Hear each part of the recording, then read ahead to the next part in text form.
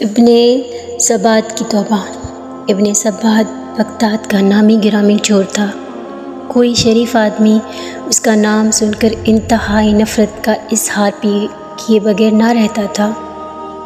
وہ اپنے پیشے میں ایسا ماہر تھا کہ 20 چوریاں کرنے کے باوجود قانون کی گرفت میں نہیں آتا تھا، لیکن آخر کب تک ایک دن حکام نے اسے گرفتار کر ہی لیا۔ قانون وقت کے مطابق اس کا ایک ہاتھ کاٹ ڈالا گیا، پھر اس کو ایک ناقابل اصلاح مجرم قرار دے کر مدت العمر کے لیے قید خانے میں بھیج دیا گیا۔ اہل بغداد اب بھی اس کا ذکر ہاتھ کٹے شیطان یا ایک ہاتھ کے شیطان کے نام سے کرتے تھے۔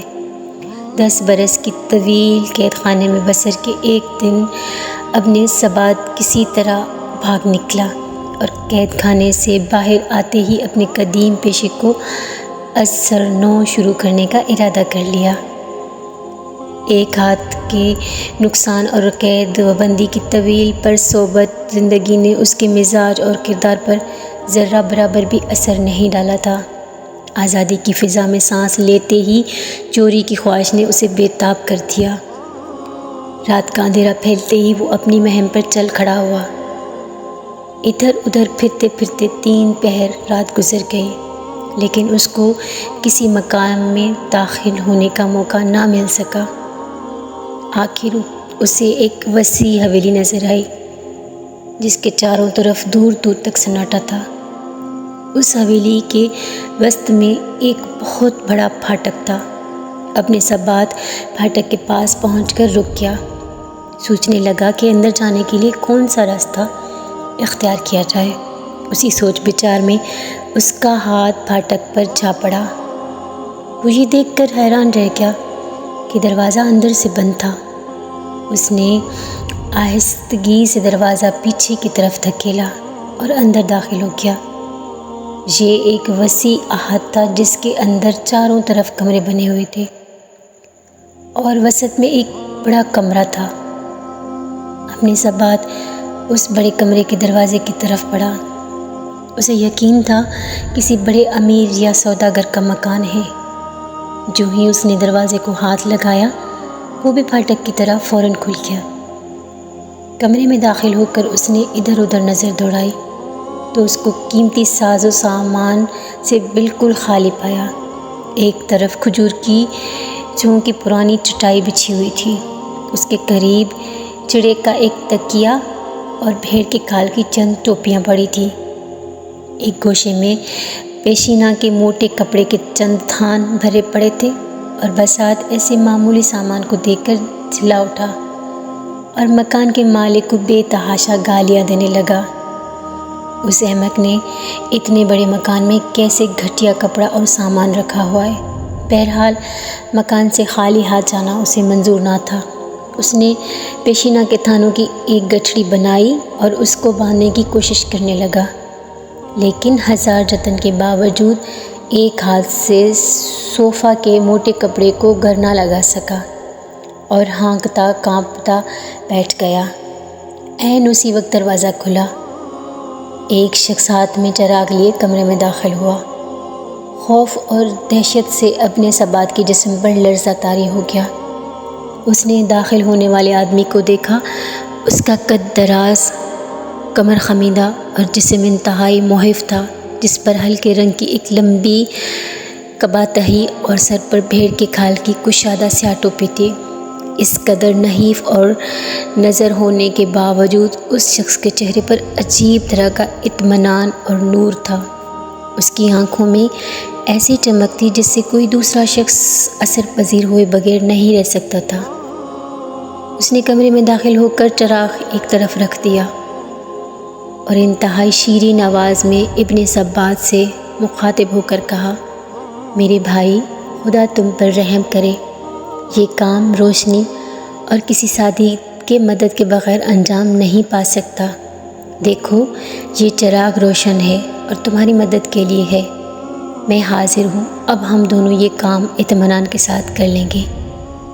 ابن سبات حیرت سے اجنبی کے من کی طرف تکتا رہا۔ اس کی سمجھ میں نہیں آ رہا تھا کہ یہ کیا معاملہ ہے۔ اتنے میں اجنبی نے تھانوں کو 2 حصوں میں تقسیم کر دیا اور پھر ان کی الگ الگ 2 گٹھڑیاں باندھ لیں۔ پھر اچانک اسے خیال آیا اور اس نے ابن سبات سے مخاطب ہو کر کہا، میرے بھائی، مجھے معاف کرنا، مجھے تو خیال ہی نہیں تھا کہ ایسا تھکا دینے والا کام کر کے تمہیں بھوک لگ رہی ہوگی۔ میں ابھی تمہارے لیے گرم گرم دودھ لاتا ہوں، اس سے پی کر تم تازہ دم ہو جاؤ گے۔ یہ کہہ کر اجنبی کمرے سے باہر نکل گیا۔ ابن سبات عالم تحقیر میں کھو گیا۔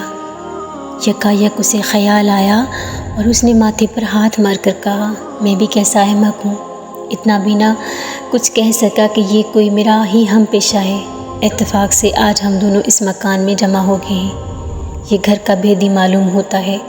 اسے معلوم تھا کہ آج یہ مکان رہنے والوں سے خالی ہے، اس لیے وہ روشنی کا سامان لے کر آیا۔ جب اس نے دیکھا کہ میں پہلے سے پہنچا ہوا ہوں تو اس سامان میں سے آدھے کا حقدار بننے کے لیے میرا ساتھ دینے پر آمادہ ہو گیا۔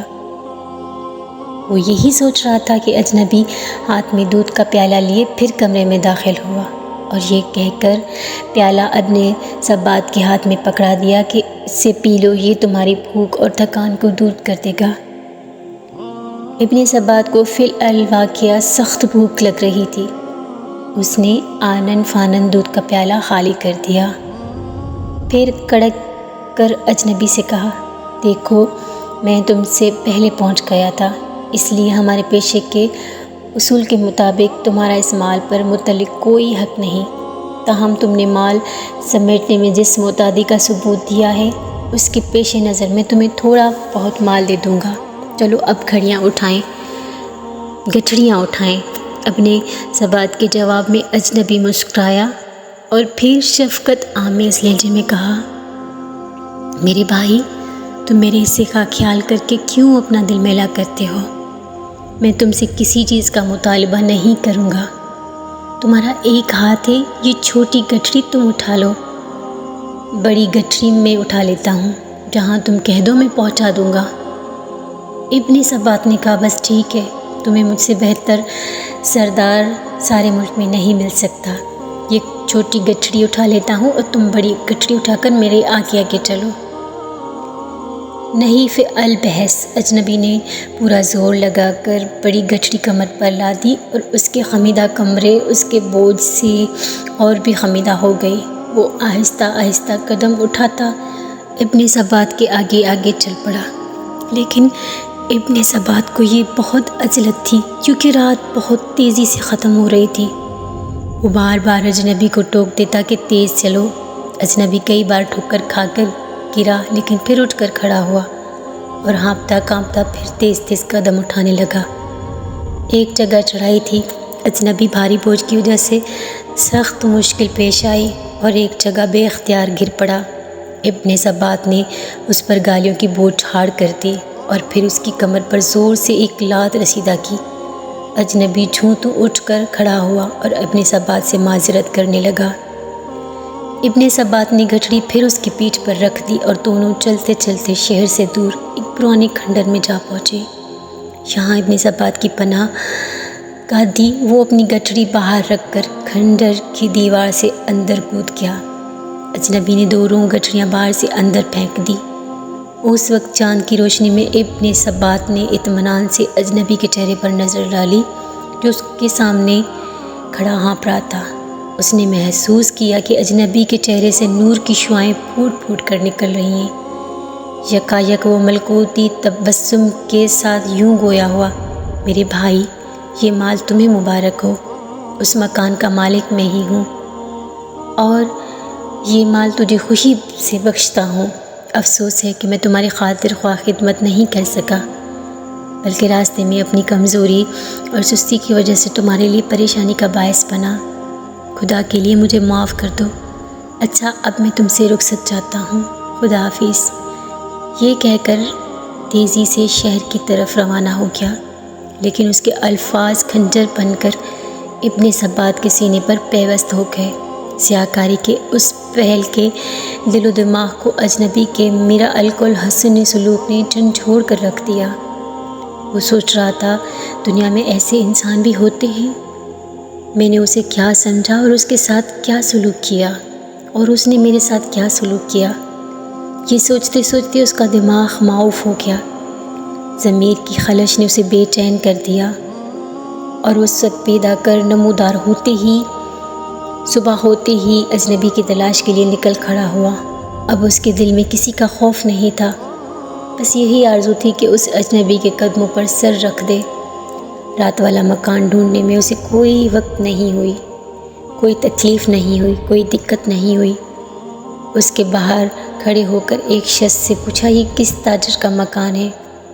اس شخص نے حیرت سے اس کی طرف دیکھا اور کہا، میاں تم مسافر معلوم ہوتے ہو، یہاں کسی تاجر کا کیا کام؟ یہ تو شیخ جنید بغدادی کی قیامگاہ ہے۔ ابن سبات نے یہ نام سن رکھا تھا، لیکن شیخ کا صورت آشنا نہ تھا۔ پھاٹک سے اندر داخل ہوا اور دیکھا سامنے والے بڑے کمرے کا دروازہ کھلا ہے، اور چٹائی پر تکیے سے سہرا لگائے وہی رات والا اجنبی بیٹھا ہے۔ اس کے سامنے 30-40 آدمی مؤدبانہ انداز میں بیٹھے ہیں۔ ابن سبات چٹک کر وہیں کھڑا ہو گیا۔ اتنے میں مسجد سے اذان کی آواز آئی، لوگ اٹھ کر کھڑے ہوئے۔ جب وہ سب چلے گئے تو شیخ بھی اٹھے۔ جو ہی انہوں نے دروازے کے باہر قدم رکھا، ابن سبات روتا ہوا ان کے قدموں پر گر گیا۔ انفعال کے آنسوؤں نے اس کے دل کی ساری سیاہی دھو ڈالی تھی۔ شیخ نے نہایت محبت اور شفقت سے اس کو زمین سے اٹھایا اور گلے لگا لیا۔ ابن سبات کے دل کی دنیا اب بدل چکی تھی۔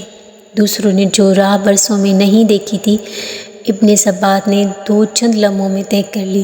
وہ شیخ کے حلقے ارادت میں داخل ہو گیا اور ان کے فیض صحت سے ہاتھ کٹے شیطان کے بجائے شیخ احمد ابن سبات بن گیا اور اللہ والوں میں شمار ہوا۔ جس شخص کو 40 سال تک دنیا کی ہولناک سزائیں نہ بدل سکی، اس کو ایک مرد خدا کے حسن اخلاق اور قربانی نے چند ساتوں میں خاصان خدا کے صف میں شامل کر دیا۔ اندازہ کیجئے اچھے اخلاق اپنے اندر کس قدر طاقت رکھتے ہیں۔ جس تلوار کی طاقت مسخر نہ کر سکی، اسے اچھے اخلاق مسخر کر ڈالتے ہیں۔ ہر حال میں اپنے اخلاق اچھے رکھیں، بے شک اسی میں ہماری فلاحی ہے۔ دعا ہے کہ اللہ تعالی ہم سب کو عمل کرنے کی توفیق عطا فرمائے۔ آمین یا رب العالمین۔